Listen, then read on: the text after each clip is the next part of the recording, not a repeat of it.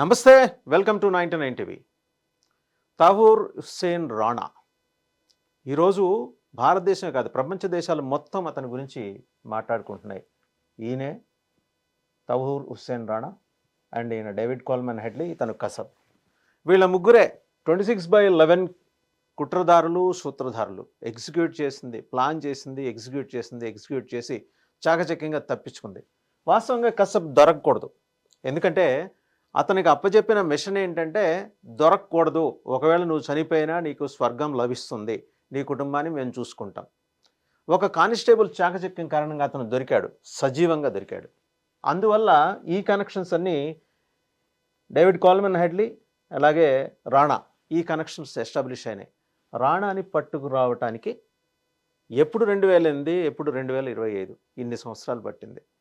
So దీని వెనకాల ఉన్న కుట్రకి, దాని నేపథ్యానికి ఒకసారి మనం వెళ్ళాల్సిందే. చూస్తే కనుక నవంబర్ 26, 2008 దేశ చరిత్రలో చీకటి రోజు.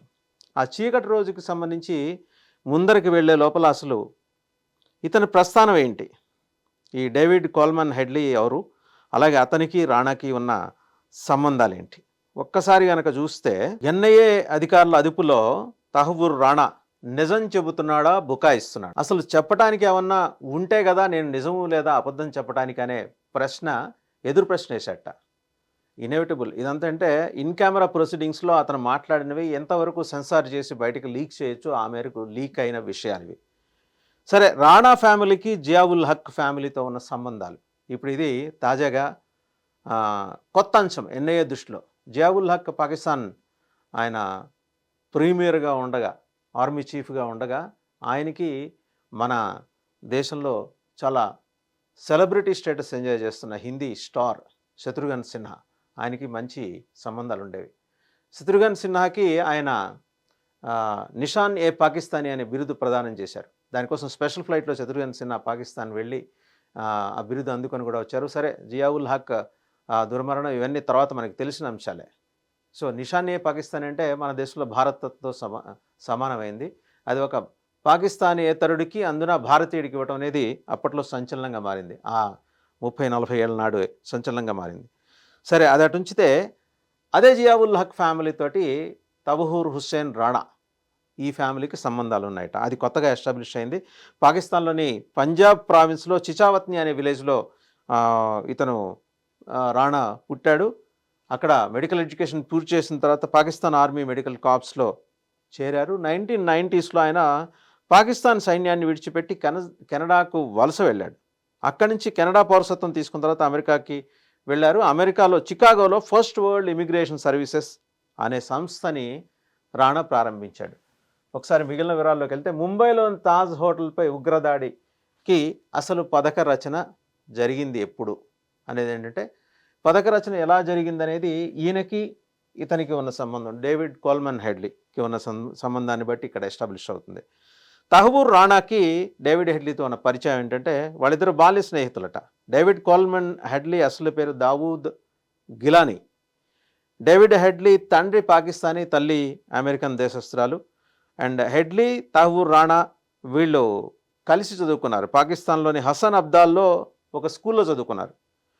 తహూర్ రాణాతో స్టూడెంట్ డేస్ నుంచి హెడ్లీకి పరిచయం ఉండటం, అలాగే రహస్య ఉగ్రవాద నిఘా కార్యకలాపాల కోసం హెడ్లీకి కవర్ అందించడం రాణా ప్రారంభించిన తర్వాత ఆ బాండేజ్ చాలా బలపడింది అనమాట.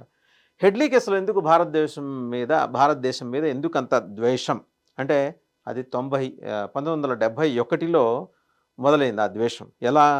ఇండో పాక్ యుద్ధం సమయంలో కరాచీలోని అతని ప్రాథమిక పాఠశాల మీద బాంబు దాడి జరగడంతో హెడ్లీ రగిలిపోయాట. సో ఎన్ఐఏ కస్టడీలో, సరే హెడ్లీకి సంబంధించి తనకు తెలిసిన సమాచారం చెబుతున్నాడు. ఆల్రెడీ ఆ సమాచారం వీళ్ళ దగ్గర ఉంది, ఎన్ఐఏ దగ్గర ఉంది. సో కొత్తగా ఇతను ఏం చెబుతున్నాడంటే, తహూర్ రాణా తను అడిగింది, నాకు ఖురాన్ పుస్తకం ఇవ్వండి, పెన్ ఇవ్వండి అని. నా మానసిక స్థితి సరిగ్గానే ఉంది, సరే నాకు మతపరమైన విశ్వాసాలు ఉన్నాయి కాబట్టి నేను నమాజ్ చేసుకోవాలి, అందుకోసం నాకు ఖురాన్ కావాలి అని తన కోరికలు బయట పెట్టాడు. అంతకుమించి పెద్దగా ఆయన డిమాండ్లు ఏం కూడా పెట్టలా. సరే, తహూర్ అడిగినవన్నీ ఇస్తారా? పెన్ అడిగాడంటే అతను దేన్నైనా రాతపూర్వకంగా ఇవ్వటానికి అడిగాడా, లేకపోతే నోట్స్ తీసుకుంటాడా, వీళ్ళు ఏమన్నా అడుగుతుంటే రాసుకుంటాడా? 26/11 దాడుల గురించి ప్రశ్నించే అవకాశం, అంటే ఆయన వైపు నుంచి ప్రశ్నలు ఉన్నాయంట, రాణా వైపు నుంచి ప్రశ్నలు ఉన్నాయట ఎన్ఐకి. సరే, దాడుల్లో తన పాత్రను ఆయన వివరించాలనుకుంటున్నాడా? అతనికి ఎవరు ఆ అసైన్మెంట్ అప్పచెప్పారు, అదర్ దెన్ హెడ్లీ ఇంకెవరైనా ఉన్నారనే విషయం చెప్పాలనుకుంటున్నాడా? లేదా పాక్ ఆర్మీలో నుంచి బయటకు వచ్చాక లష్కరే తోయిబా ఉగ్రవాదుల్ని కలిసిన నేపథ్యాన్ని గురించి వివరించాలనుకుంటున్నాడా? పాక్ గూఢచారి సంస్థ ఐఎస్ఐలో ఉన్న ఇంపార్టెంట్ పర్సనాలిటీస్ని కలిసేప్పుడు ఆర్మీ యూనిఫామే ధరించాను అని చెప్పాడు ఆయన. అంటే అప్పటికి వదిలేసిన తర్వాత కూడా ఆర్మీ యూనిఫామ్ తోటి వెళ్ళావట. ఆర్మీ మేజర్ ఇక్బాల్ని కలిసినట్టుగా కూడా ఎన్ఐఏ వర్గాల విచారణలో వెల్లడైంది. అండ్ అలాగే డేవిడ్ హెడ్లీ నిఘా కార్యకలాపాలకు నిధులను సమకూర్చడం, పర్యవేక్షించడం, దిశానిర్దేశం చేయటం ఇతనికి లష్కరే తోయిబా అప్పగించిన important task since is multilingual. అలాగే ఇవన్నీ ఐఎస్ఐ అధికారి మేజర్ ఇక్బాల్ చేసినట్లు అభియోగాలు నమోదు చేసిన ఇంతకుముందే అమెరికా దగ్గర నమోదైంది ఇది. సరే, రాణా గురించి, ఆయన కుటుంబం గురించి మనం ఇందాక మాట్లాడుకున్నాం. పంజాబ్ ప్రావిన్స్లో ఆయన పుట్టాడు. ఆయన తండ్రి ఒక స్కూల్ ప్రిన్సిపల్ అట. ముగ్గురు అన్నదమ్ముల్లో రాణా ఒక్కడు, సోదరుల్లో ఒకళ్ళు ప్రస్తుతం పాకిస్తాన్ ఆర్మీలోనే డాక్టర్గా చేస్తున్నారు, మరొకరు జర్నలిస్ట్. సో గొప్ప నేపథ్యం ఉన్న కుటుంబమే రాణాది. అంతర్జాతీయ ఉగ్రవాది, భారతదేశపు మోస్ట్ వాంటెడ్ నేరస్తుల్లో ఒకడైన సాజిద్ మీర్తో రాణాకి మంచి సంబంధాలు ఉన్నాయి. ఆ విషయం ఎన్ఐఏ దర్యాప్తులో వెల్లడైంది. ముంబై ఉగ్రదాడుల్లో రాణాతో కలిసి సాజిద్ మీర్ కీలక పాత్ర పోషించింది. అలాగే అతనికి సంబంధించిన సమాచారాన్ని ఇచ్చిన వారికి $5 మిలియన్ల బహుమతి అప్పట్లోనే అమెరికా ప్రకటించింది. ముంబై దాడుల్ని సాజిద్ మీర్ సమన్వయం చేసినట్టు నిర్ధారించే ఆడియో క్లిప్ని 2022లోనే భారత్ ఐక్యరాజ్య సమితికి అప్పచెప్పింది. సో ఇదండి మొత్తం రాణాకి సంబంధించిన వివరాలు. ముంబై పేలుళ్ళు దేశం మరువని మహావిషాదం తెలిసిందే. మారణ హోమానికి పాల్పడ్డ లష్కరే తోయిబా, ఆ లష్కరే తోయిబాకి David Coleman Headley and Rana వీళ్ళిద్దరికీ ఉన్న సంబంధాలని ఎస్టాబ్లిష్ చేసే కార్యక్రమం ప్రస్తుతం ఈ దర్యాప్తులో నడుస్తోంది. 120 మంది పైగా మరణించారు. అండ్ అలాగే ఇంకొక విషయం చూస్తే కనుక అందులో భారతీయులతో పాటు విదేశీయులు కూడా ఉన్నారు. ఇక్కడ చాలా స్పష్టంగా కనిపించే అంశం. పోలీసు ఉన్నతాధికారులు కూడా ఇందులో అమరులయ్యారు. And in fact inspector Hemant Karkare అతని ధైర్య సాహసాలను ఇక్కడ మెచ్చుకోవాలి. Without weapons and without arms ఆయన వీళ్ళని ఎదుర్కొన్నాడు. వందలాది మందికి తీవ్ర గాయాలయ్యాయి. అండ్ పోలీసులు వచ్చేసరికి వీధుల్లోకి ఉగ్రవాదులు జొరబట్టడానికి కావాల్సినంత యాక్షన్ ప్లాన్ అంతా, ఆ బ్లూ ప్రింట్ అంతా ఇతనే ఇచ్చాడు, తాగూర్ హుస్సేన్ రాణాయే ఇచ్చాడు. విచక్షణారహితంగా సామాన్య ప్రజలపై కాల్పులు జరిగాయి. అక్కడ వరుసగా comma hospital, Oberoi, Trident, Taj hotel ఇవి టార్గెట్ అయ్యాయి. Leopold cafe, Nariman light house, ఇలా వరుసగా 12 చోట్ల ఏకధాటిగా కాల్పులు జరిపారు. 4 రోజుల పాటు ఉగ్రవాదులతో భీకరంగా పోరాడిన భారత కమాండోలు, వి లాస్ట్ సందీప్ ఉన్నికృష్ణన్, ఆయనతో పాటు ఇంకొక మేజర్ కూడా, అండ్ ఎన్ఎస్జీ కమాండోలు తాజ్ హోటల్లో దాక్కుని ఉన్న ఉగ్రవాదుల్ని కాల్చి చంపారు.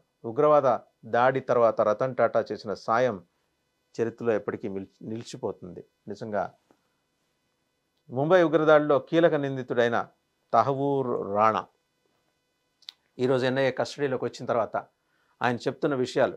అండ్ ఇంకొక విషయం ఏంటంటే ఆశ్చర్యం గొలిపే విషయం, ఒక సోదరుడు ఆల్రెడీ ఈయనకు మాదిరే పాక్ ఆర్మీలో డాక్టర్, ఇంకొక సోదరుడు జర్నలిస్ట్ అట. అండ్ వాళ్ళ నెట్వర్క్ చాలా పెద్దది. And at the same time వాళ్ళ ఫాదర్ ఒక స్కూల్ ప్రిన్సిపల్గా చేశారు. ఆయనకి భారత్ తోటి కనెక్షన్స్ ఉన్నాయంటే, భారత్లో ఆయనకి బంధువులు ఉన్నారట. అదొకటి కొత్తగా ఎస్టాబ్లిష్ అయిన విషయం. ఇప్పటివరకు అసలు రాణా కుటుంబం ఏంటి, రాణా భార్య బిడ్డలు ఎక్కడ, దీని గురించి ఆరా తీస్తే రాణా ముంబైలో దాడులు చేయడానికి ముందు హెడ్లీతో పాటు వచ్చి రెక్కి నిర్వహించాడు. ఆ సమయంలోనే ఆయన భార్య బిడ్డల్ని తీసుకొచ్చి ముంబై సమీపంలో దాచినట్టు తెలుస్తోంది. బట్ వాళ్ళ ఆచూకీ ముంబైకి ఇంకా సమీపంలోనే ఉన్నారా, దేశం వదిలిపెట్టి పారిపోయారా, వాళ్ళ ఫోటోగ్రాఫ్స్ అండ్ వాళ్ళు ఒకవేళ ఫేక్ పాస్పోర్ట్స్ తోటి ఉండే పని అయితే దానికి సంబంధించిన వెరిఫికేషన్ మొత్తం ఇప్పుడు జరుగుతోంది. అండ్ సో ఓవరాల్గా ఇది చూసిన తర్వాత మనకు అర్థమవుతున్న విషయం ఏంటంటే, ఆయన కుటుంబం భారతదేశంలోనే ఉంది.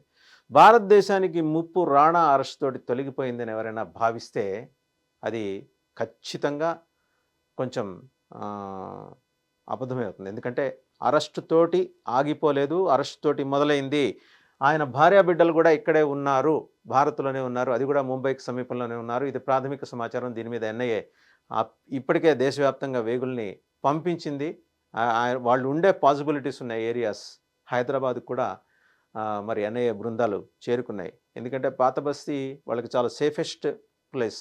ఇప్పటికే బంగ్లాదేశ్ నుంచి వచ్చిన రోహింగ్యాలు, వాళ్ళకి భారత పాస్‌పోర్ట్‌లు, ఆధార్ కార్డులు, వాట్ నాట్ ఎవ్రీథింగ్ రేషన్ కార్డుతో సహా ఉన్నాయి. ఆ గుంపులో రాణా భార్యా పిల్లలు కూడా కలిసిపోయారా? ఇక్కడ స్లీపర్ సెల్స్ మాదిరి ఉన్నారా? ఇప్పుడు ఇది తేలాల్సిన అంశం. ఇది చాలా కీలకమైనది కూడా. సో, ఈ దిశగా ఎన్ఐఏ దర్యాప్తు మొదలెట్టింది. బహుశా రాణాని ఇంకా మరికొన్ని రోజులు విచారించే అవకాశం ఉంది. తర్వాతే కోర్టులో ప్రవేశపెట్టడం, కోర్టు ఒక ఫైనల్ కాల్ తీసుకోవటం ఇవన్నీ జరుగుతాయి.